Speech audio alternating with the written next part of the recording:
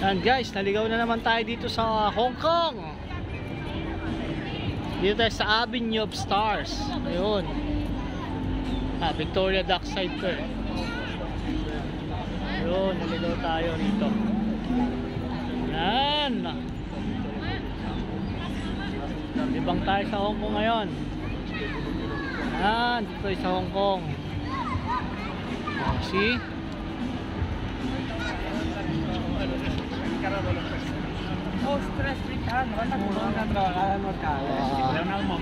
Hong Kong guys. Ganda sa Hong Kong. Nakakalibang pala rito. Oh. Yun oh.